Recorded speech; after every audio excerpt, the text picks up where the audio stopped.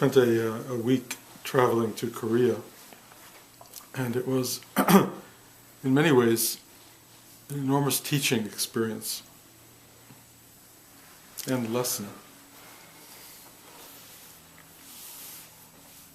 They were doing a production of Ghost there, and as you probably can tell from a lot of my previous talks, Ghost has been an ongoing gift to me just because it has taught so many lessons to me.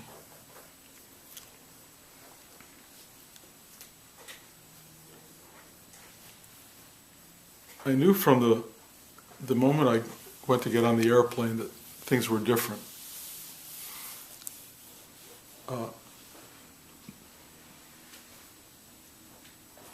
I was boarding an airplane I've never been on before called an Airbus, and so there are two total levels to the airplane, the lower level and the upper level. And the upper level is first class and business class, and I was moved to business class. You know, the tickets were all purchased for me, so I had no idea how I was flying exactly, but I move into this business class cabin, and it is huge. I mean, like I think there are like 160 seats in it, all of which lie back completely and become beds. And it's all a kind of a powder blue, turquoise, and all the flight attendants are in these exquisitely tailored little outfits, and I realized there were only 12 of us in 160 seats, and there was essentially a flight attendant for each person, and they were unbelievably attendant. So, you know, there wasn't a minute that went by where they weren't asking if they could do something for you, and you felt like you had kind of gone to heaven. It was so unbelievably kind, and they couldn't do enough, really. Everything about it, the plane, was extraordinarily spacious. They even have a big gathering area in the back, like a bar where you can sit, and couches, and I mean, nothing I'd ever quite been on before. And the flight was wonderful, and I arrive in Korea, and from the moment I arrive, I have handlers, people who are there to help me, to translate, to get me from one place to the other. I didn't just have a driver, I had somebody who would sit with me all the way to the hotel. I had people greeting me at the hotel, taking me up to my room. I mean, it went on and on, day after day. I never had to think for myself, I never had to do anything for myself. I was completely cared for, minded. And in a certain sense, although it's hard to imagine this in your daily life, it's not unlike the experience of awakening. The idea of being attended and cared for is actually an ongoing experience when you start to realize how deeply life loves you and is serving you. It's really something we hardly ever see, because we see all the inconveniences and all the stuff we have to slog through, and we rarely see how much the person you just dealt with taught you a lesson. The fact that there was enormous traffic on the freeway allowed you maybe to hear the one piece of NPR that you would have missed that was actually meaningful. I mean, it just kind of goes on and on. There are just these tiny things that we don't see because we're so inconvenienced by life usually. But we are much more handled and minded than we imagine. So this continued through the whole week that I was there, and I was pretty jet-lagged, which means that you don't function in your normal capacity, but I didn't have to function in my normal capacity, I just had to show up. And I could be there kind of like that, which wasn't too often, And if I got like that, they gave me a cappuccino, they gave me tea, they just kept me nurtured. I mean, fed beyond belief, actually. I mean, one meal was 30 courses, and you know, I mean, I never had anything like that ever. I mean, they weren't big, you know, they were all tastes of Korea in a way, but it was wonderful. It was really extraordinary. And then this thing happens. This is now, I guess, the 8th production of Ghost that I have been involved in. And they brought me into a room where there was going to be a big press conference and they were going to do performances. And I got to go into a preparatory room at the theater, and the whole cast was there. And this has happened to me now any number of times, and it's quite interesting.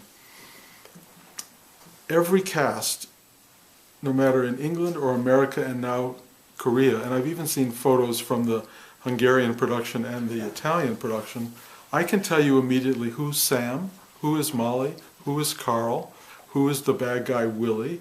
You know, every one of them, Oda Mae, it's immediate who's who.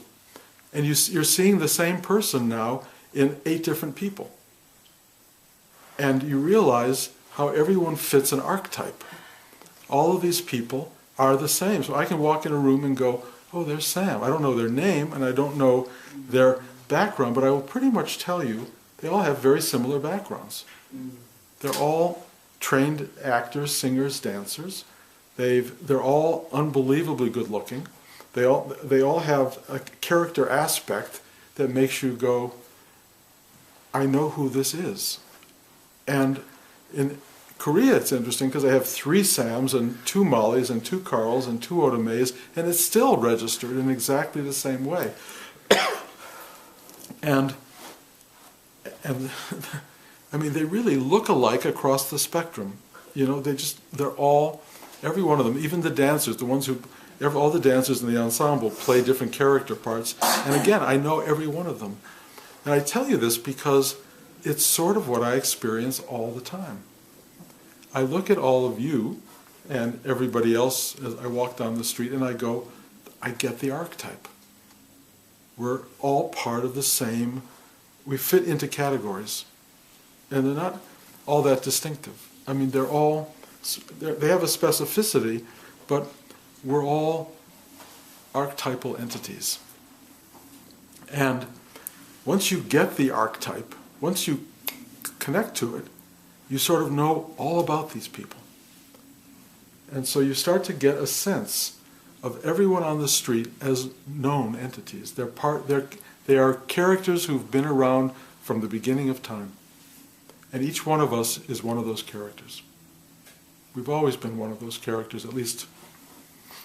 I mean, I suspect if we have multiple lifetimes, those characters evolve, but they follow a certain line. And it's fascinating to watch people be their character, be the archetype. You can't get out of it very easily. You have to, in a sense, find your truth through the character that you are. And so many people want to be a different character, and it doesn't work. You just are who you were born into. You are the thing you have attained or acquired or been gifted with in this life. And every one of them is a different ride, and every one of them leads you, if you work it right, to awakening, to discovering who you are. And one of the incredible things about seeing the world clearly is you begin to see how it works. You begin to see the theater of it. You begin to see who's performing well and who's not performing well, who's owned the part and who's not owning the part. I'll tell you, the interesting thing in Korea is how good everybody was. I mean, unbelievably good. The talent level there was superb, and the production quality was as good as I have ever experienced. Something about their ability to take what's given and make it shine. You know, we kind of know that culturally. We have a sense that that's what's going on through much of Asia, really.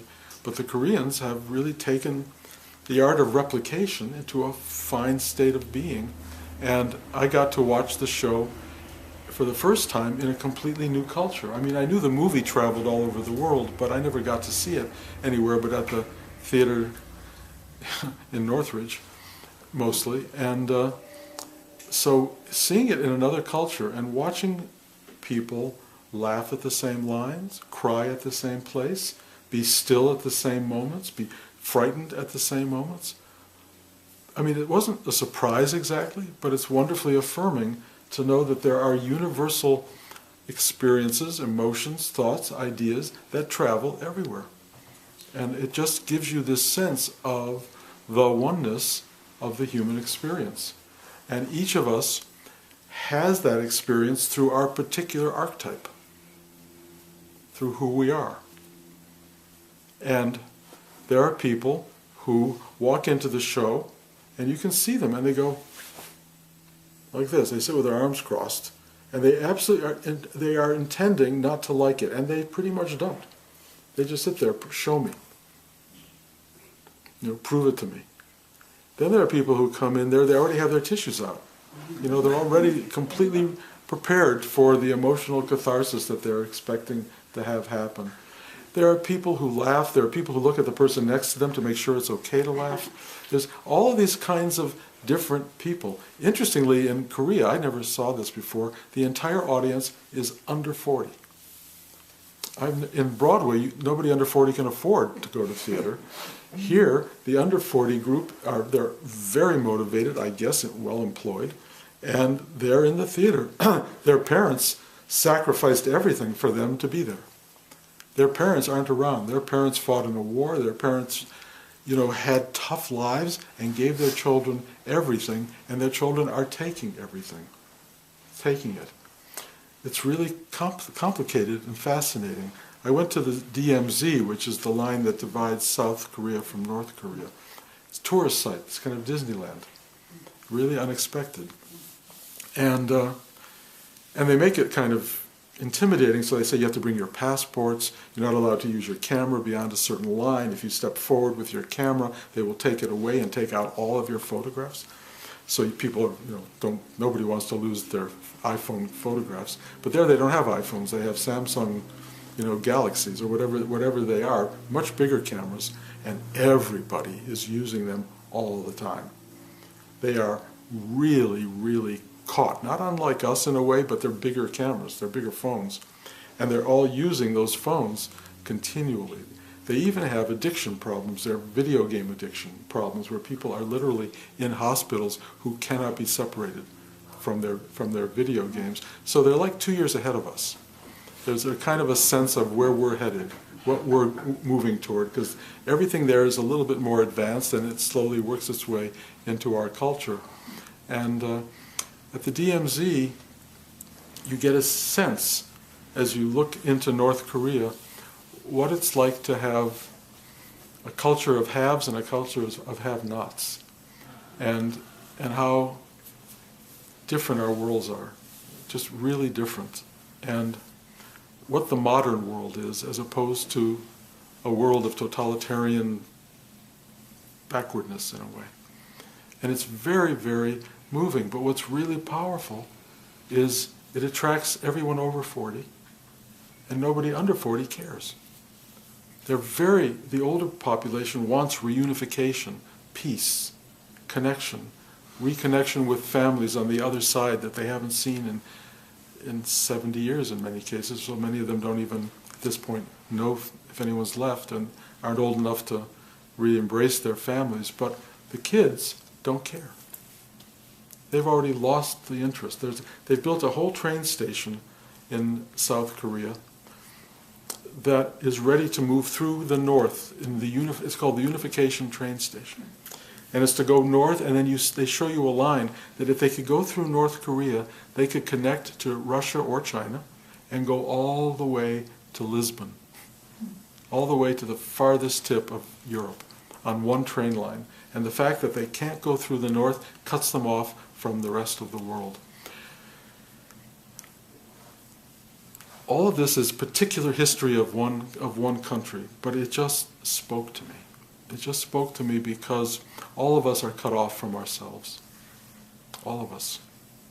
We're all divided entities. We all have a north and south in us. And there is a part of us that is wildly, wildly distracted by all the stuff of life. And, you know, South Korea has grown so tremendously since the war. It's primarily a vista of apartment complexes, much as what you see throughout all of Asia. Just one apartment complex after another with huge numbers on them to identify them, because they all look the same. So you have to know you're going to be in this apartment complex in building 31. And you can go to 31 because you can look up and see all the numbers. And they're housing so many people. It's so crowded. It's 20 million people. 45 million people in the country, 20 million living in Seoul. And it's dense, it's full of malls, it's full of Western culture, and they can't kind of get enough of it. And it mirrors us, it mirrors our culture, but it also mirrors us internally. We are so caught by the dazzling array of the world around us, the experiences of the world around us. We love it. You know, I keep looking at TVs that get bigger and bigger and bigger and bigger, and I really think they'll be wall size in a few years.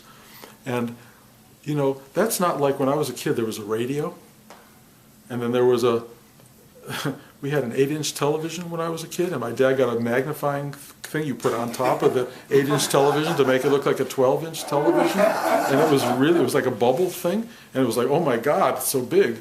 And then it got bigger, and then it got color, and then it, you know, you see what's happening, and it's like this little presence in your life has become this all-seeing presence in your life, in all of our lives, and it dominates. So when you try to imagine the opposite of that, the North Korean side of your being, it's terrifying. Because it seems like total deprivation, like there's nothing there. It's cold and terrible, and it probably is in North Korea. But the difference is the other side of us. If you can get through the pull, the enormous desire to be watching that big screen and everything else, or even your little screen, if you can get past that, something happens. First of all, there's a kind of struggle. You know, people come to sit in a class like this, a meditation class, and it's mostly uncomfortable. Sitting still isn't fun. Detoxing from your addiction is hard. Even 20 minutes is hard. Withdrawal is withdrawal. And we're not talking, you know, 6 days of vomiting on the floor, although for some people it feels like that. We're just talking 20 minutes, or actually an hour here. Let go and watch what happens. As soon as you stop struggling, as soon as you say, well, I'm going to have to sit here, so I might as well just do this, so just relax, this thing happens, and it's surprising. You have moments that feel like, they're not complicated, they're not conflicted, they're not full of demand. It's a little bit like the 4th day of a vacation. You know, day 1 you're still trying to let go of everything, day 2 it's a little better, day 3, you know, you're saying I could do this, day 4 is like I never want to leave. Day 5 you're preparing to leave. And so you get this tiny little bit of like, wow. And meditation's like that. When you get into the middle of it, it's like, I could do this. But then the next day you got to go through the whole thing all over again. Because you still don't want to do it, and the pull of the world is as strong as it's ever been. Powerful. And so you keep trying to find a way to cheat into, how can I get myself to meditate every day? How can I do this? What is the benefit of sitting every day? It's hard to imagine that there's a benefit. You know, the best way to sell this class would be to tell you that you're going to make 100,000 more a year or 1 million more a year if you meditate. And here's what you do. You know, this room would be full 1 million times over if I could sell that. And in a way, it's true. Not that you're going to get 100,000 a year, but your work life will become something you don't fight and resist and get angry about and wish was other, and do battle with all of the corporate types you're working with. Suddenly it all becomes other. What happened to me in Korea, which was really interesting, really, really interesting, two things. One, I became, and I've described this before, but it was a complete constant, a fire hydrant of love. I could not stop loving every single person I was seeing and connecting with. And I don't think they missed that first. They just went, the embrace that came from here, and I won't say it's from Bruce because I don't think it's Bruce. I just think it's this thing that's in all of us that loves when it's not inhibited. It just flows out. And so there was a constant love, a love fest, if you will, that just kept pouring out and, of course, in its own way, returning. The other thing that was really fascinating, nobody came into my sphere of being who didn't want some kind of what I would call spiritual dialogue. It was amazing to me how people sat down and just opened their hearts and wanted to talk about how they felt and what wasn't working. And the messages that came through, which they're not my messages, they're this thing that arises in anybody who lets go of their ego mind. There is this directive, this instruction, this clarity of knowledge that just comes up. And one of the things I've discovered in the society of, or the company of other awakened beings, is we all sound the same. Not that we have the same personality and that the speech has the same voice, but it has the same basic truths. And they just keep coming out. They just keep manifesting, and there's a hunger for these things, a hunger to hear this stuff, or more specifically, to be in the presence of it, because it stimulates this little quiet thing in you that goes, I am that too. That what's being said there is true, not just for this person who's talking, it's true for me. And you start to feel the truth of that. You start to feel, there's an uplifting energy. And it didn't stop. Literally, the entire time, it didn't stop. Every single person, every translator I was with, every interview I had to do, and there were ongoing interviews, I was talking to newspaper editors about everything I talked to you about in here. And I was like, wow. And they were listening, and it's so fascinating. You go to a culture like this, and they wanted, in a certain sense, to celebrate me. Now, you have to understand, those of you here who are Hollywood screenwriters, you are not ever celebrated. There is literally no interest in you at all. And if anything, you don't exist. Somehow, we, the director, the actors, create the movie, and we make it. And the screenwriter is an embarrassment. So here we have just the opposite, which is devotion to the screenwriter, or to the writer of the show. And it's a little bit unseemly and difficult to deal with because you're not practiced at it. But they wanted to do that, and I just said, okay. And the night of the opening, the actual physical opening of the show, which was the last night I was there, they wanted me to go on stage and take a bow. I do not particularly like going on stages and taking a bow. But if you have a big ego investment in this, if you were on Broadway, which I got to do, or in England where we first opened the show, that moment was somehow conditioned by a dream fulfilled. And that was really interesting. And getting on that stage in those places was very satisfying. Getting on the stage here was more real, because I didn't value particularly being recognized by the audience. I never dreamt that Korea would stand up for me. I never thought of it as being important. So that everybody's doing that, and I'm bowing and I'm clapping to the cast and hugging everybody, and it's all quite wonderful. But in truth, in truth, it doesn't have weight. It doesn't have external meaning. It's just allowing people to give you what they need to give. There's nothing to be gotten. I have no need.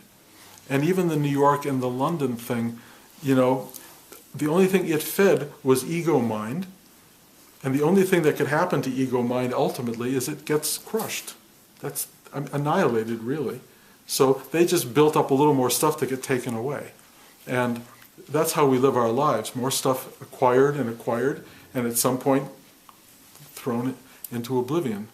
So I stood there and I just went, you know, thank you. But I meant it. It was very sweet of them to give this, and I got it, and I just circulated it right back to them. And, you know, they kept feeding me with lessons, just incredible lessons. And I got on the plane to come home. There were 40 people in business class, and so we had one minder for like 3 people instead of 1. But it was still very comforting. And I thought, well, when I land at LAX, this experience will be over. You know, I've had this 1 week of being minded, attended to, cared for, and now this won't happen anymore. And I get in this long, long line of people going through customs, and I'm going, well, here we are, you know, back into reality again. And then some guy comes over to the far side over here, and he's looking at the line, and he looks at me, he points at me, and he says, come. And I went, you know, like, what? He said, come. And I got out of the line, and he takes me to a place where there's no line at all. And I just go right through customs, go home. And I have no idea why he pointed at me at all. And I said, And what that said to me, and it's not a celebration of being Bruce, it's not a celebration of being special, it's just an announcement that life, if you are open to it, really open, flows. It flows. If you are not in obstruction, if you are not expecting the worst, if you are open to whatever comes, meaning standing in line would be no different in a way, ultimately, than being singled out to go forward. But if you're open to that, whatever happens, you're in flow. You're just, and you don't see that. You don't see that in most people. Most of us are not open to flow. We are expecting obstruction. We're expecting it to be, yeah, of course it's raining on my birthday. You know, that's the kind of attitude many of us have. And the idea of finally accepting life as it is, which is a product of awakening, but does not have to be a product of awakening. You can just do it. Just accept it. If you just accept it, you might as well call yourself awakened, and what you will have is life that is what it is, and it becomes, bless you, so instructive, so meaningful, because even obstruction is a lesson. Even obstruction serves you. And you become someone who is one with life. You become gentle in yourself. You become available to others. And you start to feel a kind of joy in being alive. And you present it to people. And you become a nurturing force in the world. You don't have to be celebrated. You just have to be in a place of celebration. Celebration is looking at life with the eyes of a child, with the eyes of amazement, with the eyes of gratitude. You know, this was just Thanksgiving. I mean, I said something at our dinner about how, you know, let's not do this once a year. I think probably people said this everywhere around the country, but it's not an unimportant idea. Let's be grateful all the time. Just be grateful. Why tonight? Why does it have to be turkey that makes you grateful? You know, I mean, it's kind of a weird thing. You can be grateful, you know, with chicken, you know, or meatloaf, or whatever the thing is. Each of us needs to find that in ourselves. The only problem is In the early days of spiritual practice, it's all effort to get there. But just like my son Ari tells me when he runs for his marathon, you run with effort and effort and effort and effort, and then suddenly there's no effort. You go through the wall. Spiritual life is effort, effort, effort, and then no effort. You just effortlessly be. And in truth, it's not that hard to just be, because you're doing it anyway. Why add the burden of effort to something that's just happening? Yes, you have to step up. Yes, you have to meet the demand. But why make that a problem? Just do it. Just be there. And watch how life minds you. Watch how life carries you through. If your eyes are open and you really are aware, what happens is you discover there are people taking you to the next step. They're there. They're there. And if they don't appear at all, if everything is completely for shit and really obstructed, sit still, sit really quietly, and go deep, and right there, somewhere in the chakra system, you will find this thing go, wah, wah. And you will go, oh. And what you'll feel is so satisfied and good and at peace and simple that you don't need a piece of pumpkin pie.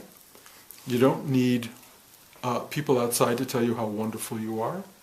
You don't need the day to go perfectly, because that perfection is sitting right there in each of us.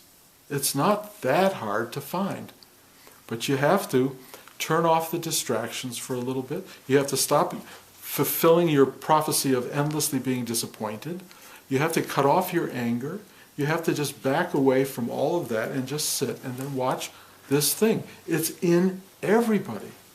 You don't have to have a particular life. The archetype of all life is that there is a place within every human being of salvation. There are probably 4,000 teachers who will give you a different path to it, but I will tell you, all you have to do is sit still and find it, or realize it. It's just there, and then it leads you through life, and every day will be like a trip to Korea.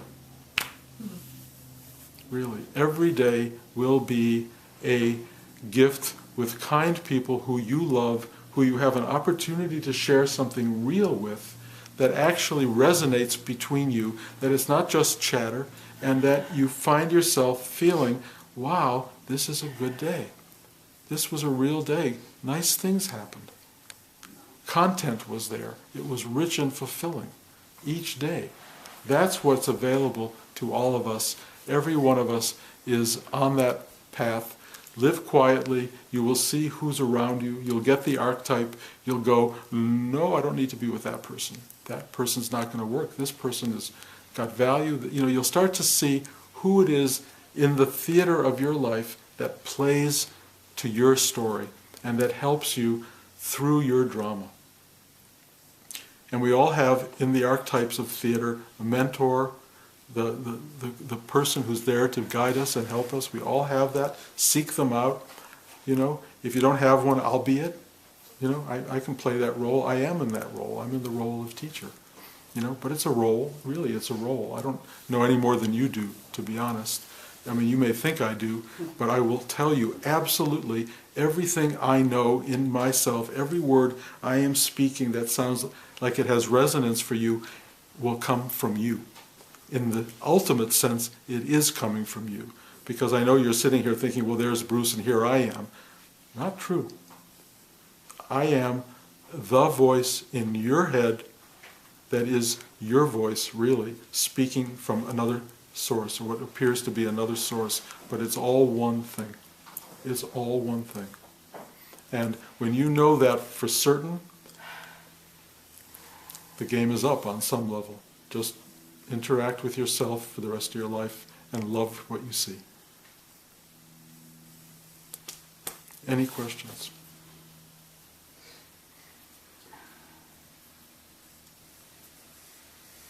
Okey-doke. Oops. What's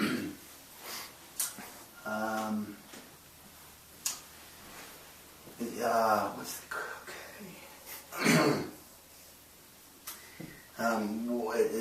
What's amazing to me after so many years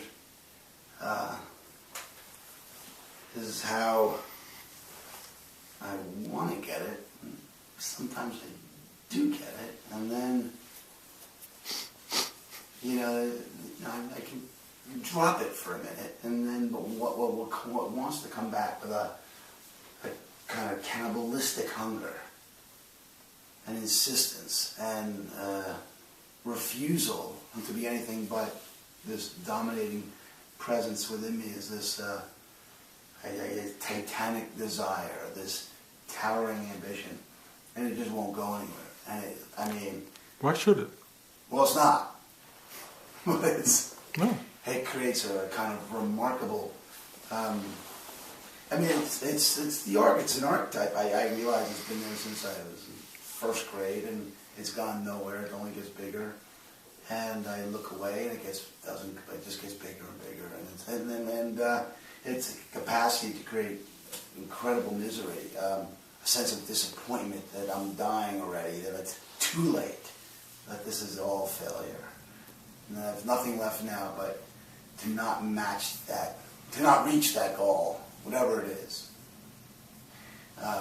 Gets bigger and bigger, doesn't get smaller, it just gets bigger, and it just increases the sense of distance from it. As I get old, I'm running out of time. I could swear there are mornings when I feel like, that's it. I should just, okay, this is it. It's done. It's a sad story. It's too late now to do anything about this. Yeah, no, clearly I was on that journey as well. In my 40s, nothing had happened, and I thought it was too late as well, and then it suddenly surprised me. My career didn't start till I was 44, which is, it's very late in the game. And I don't know why they gave it to me. But let me try to imagine my life if they hadn't given it to me, which is, I know many people who didn't get it and wanted it. And I actually had lunch with one of those people the other day.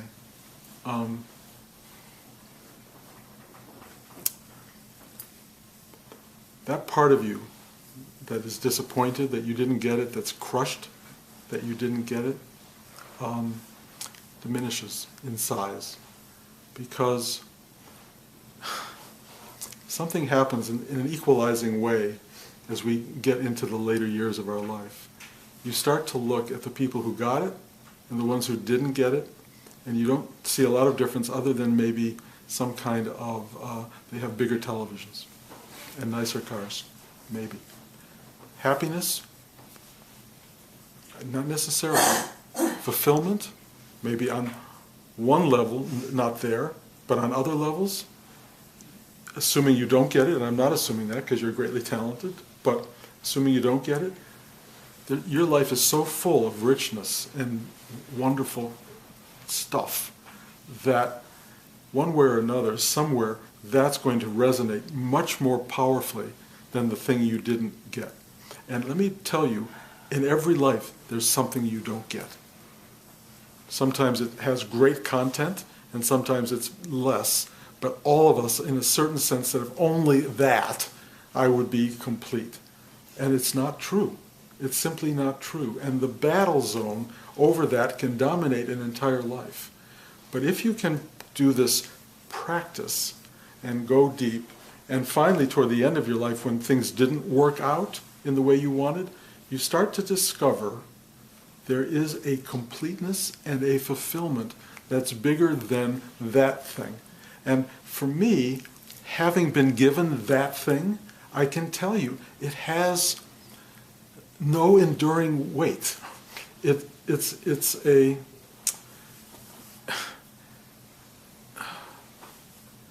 a false identity. It falls away from you ultimately.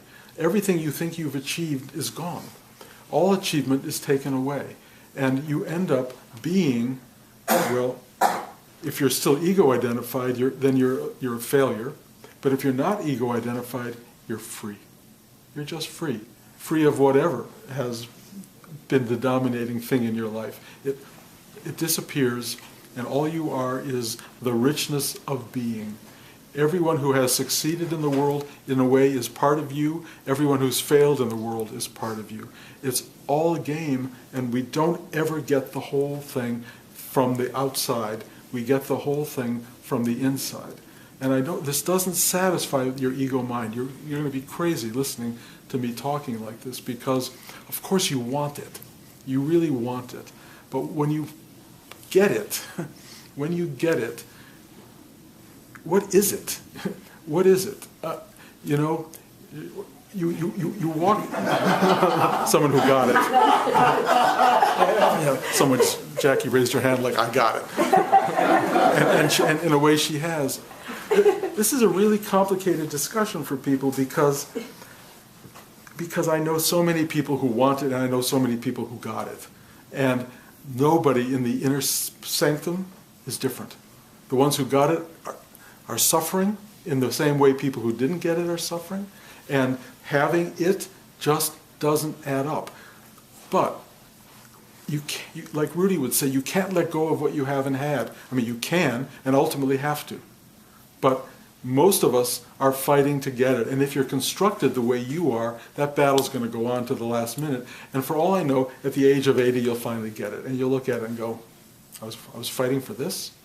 You know, you've had 2 movies made, wonderful films, and you think a third one is going to give you, I don't know, something more, and then the big one, you know, the one that makes 100 million is going to finally be the one that satisfies all the situation, and then you'll have one that makes $1 billion, and then the next 2 don't make anything, and Hollywood doesn't want to work with you anymore. It's over, and then you look at that and go, what was that?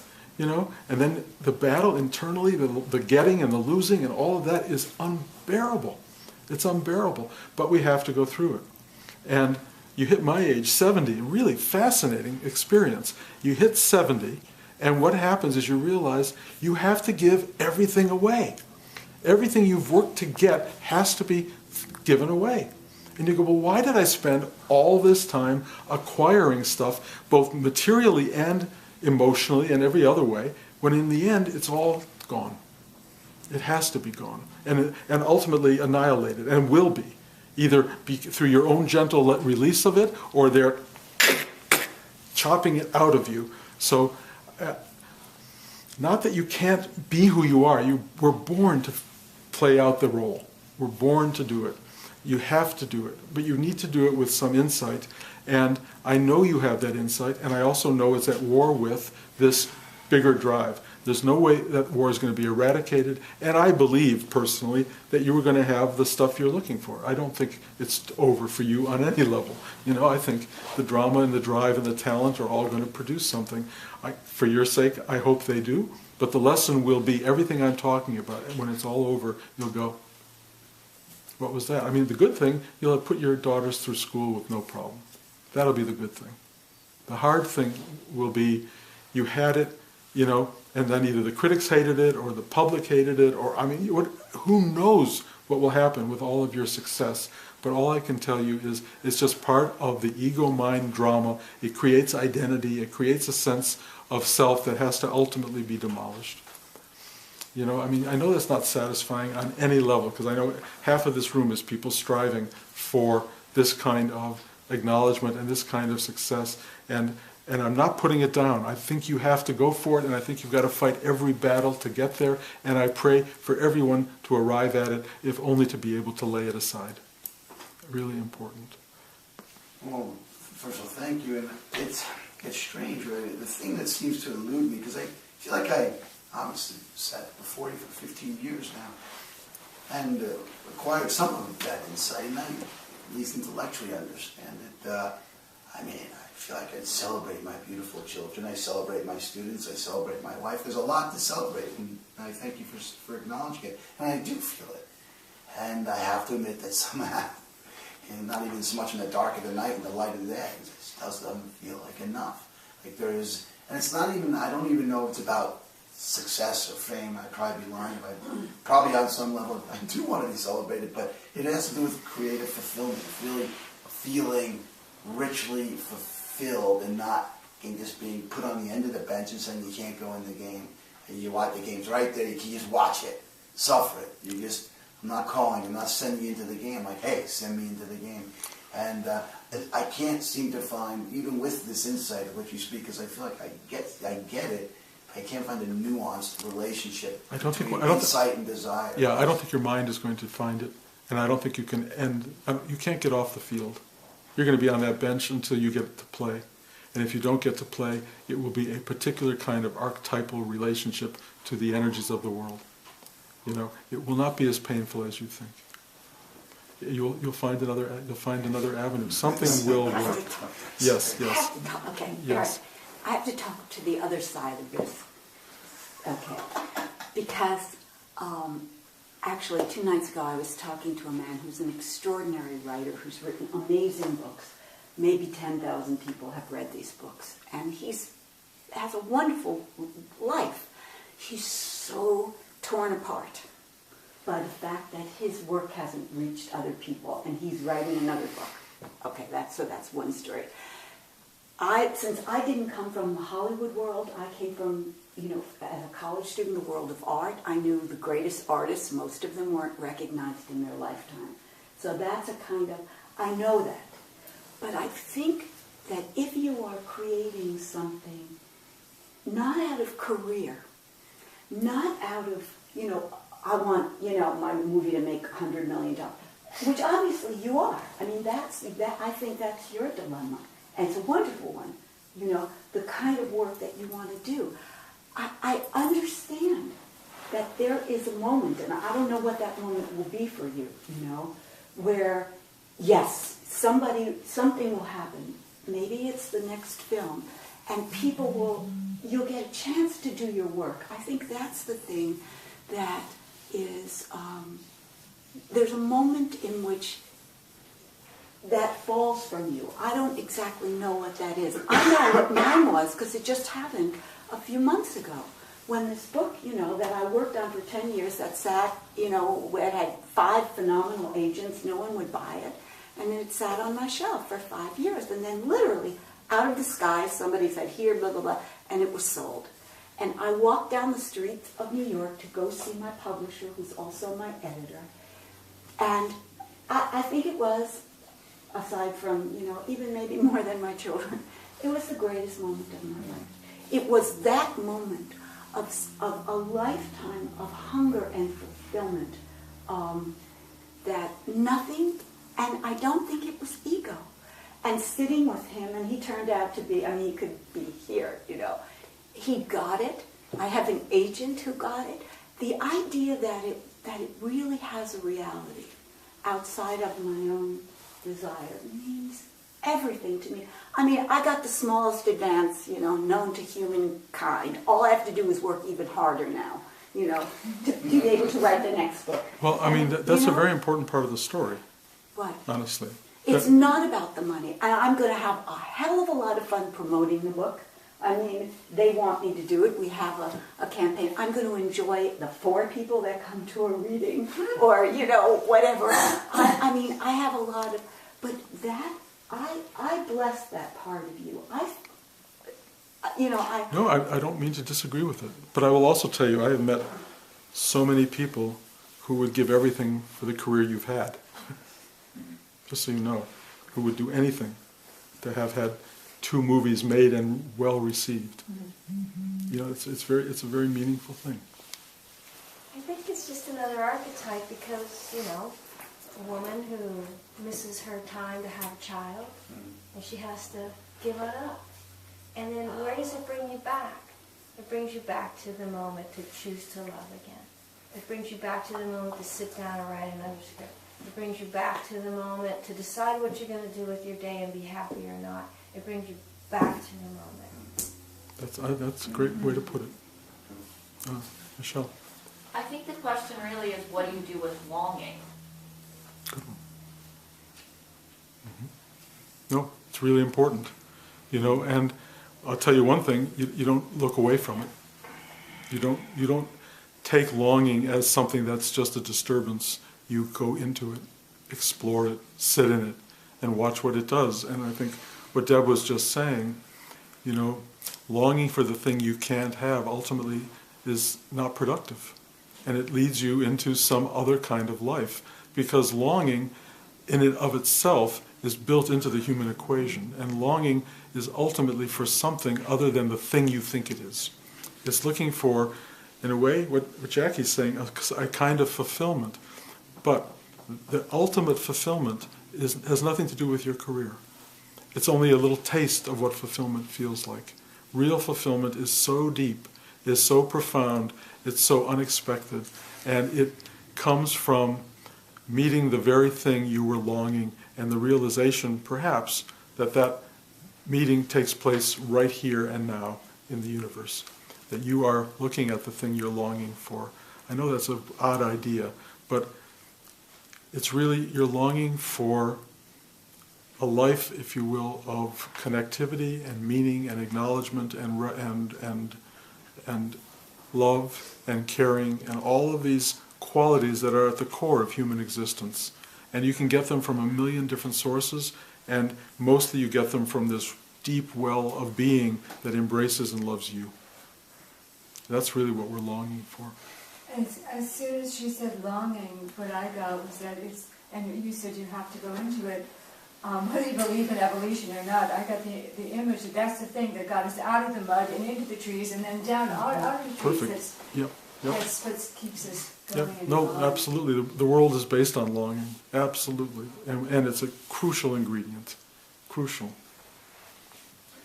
Andrew made a reference earlier to sitting on the bench, and I started thinking about sports, because I think sports has a lot of wonderful analogies to what you're talking about, because they're so clear and obvious.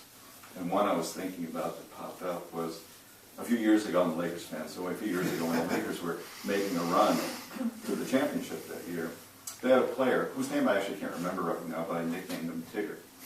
And he was on the bench, and people who watch the Lakers over the years may remember him, but he had dreadlocks. And every time one of the Lakers scored a basket, he would take a towel and just whip it around and jump up and yell, just support his team. You know, sitting next to people, and he didn't get very many minutes on the court because Kobe is there and the big stars were there, and so he maybe played a couple minutes each game, if that.